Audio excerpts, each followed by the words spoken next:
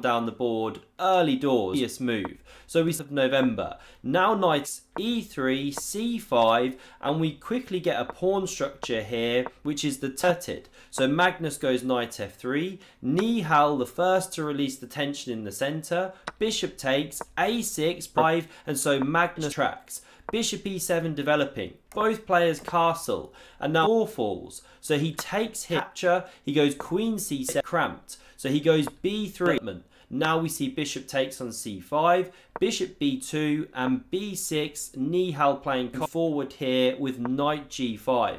Not so much, and after h6, encouraging this move and this bishop just tucks there, so it supports this knight. We get rook c1, never a bad idea. Bishop b7, queen e2, rook fd8, and now Magnus out on a limb. So he takes here with check.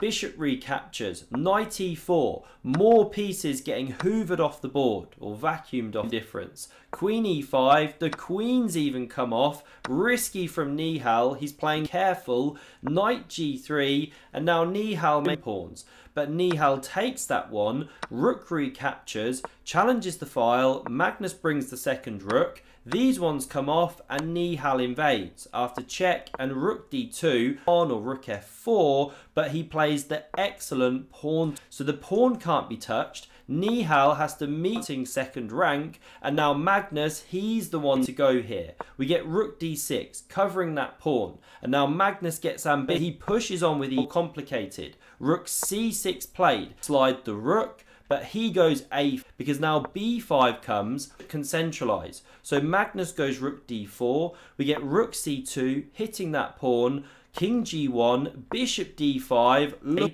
the pawn pushes on, and now Nihal had a great back here. Nihal goes king f8 because now Magnus gets f3, king e7 played, and now knight h5 from nowhere is here.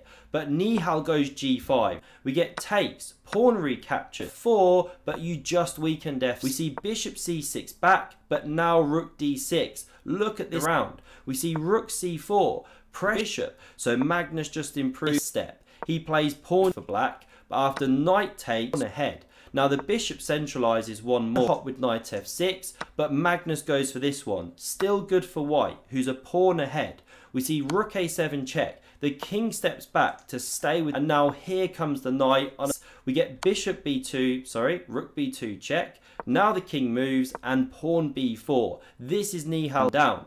Magnus takes with check because after the king sidesteps, rook f4, so that after b3 you can go rook b4. So rook a2 comes after the a pawn. Now we see knight g4. Look at that damage. We see rook takes here, knight f6 check, king f7, and Magnus the first goes king f4. More my options were tough, you know, running back a move. He should go king g6 apparently.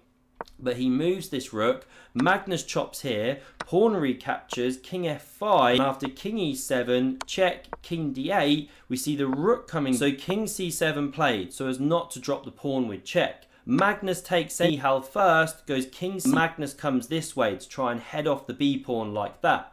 Rook a2, hits the g pawn, Magnus pushes, we get rook f2 coming behind, Magnus again pushes, he's got the 3-on-1, slow. Now we get pawn b2, now e6 by Magnus, down the board, rook d of rooks, rook e1, rook e2, trying to use the same trick, queen, rook d1, rook d2, and the players here agreed to a draw by repetition. No, I'm joking. Couldn't resist from yesterday's video, right? So we see rook b1 instead. Magnus not doing a repetition. We see king d6, king f6 played, rook e2, and after f5, Nihal resigned because you can't stop these pawns running through.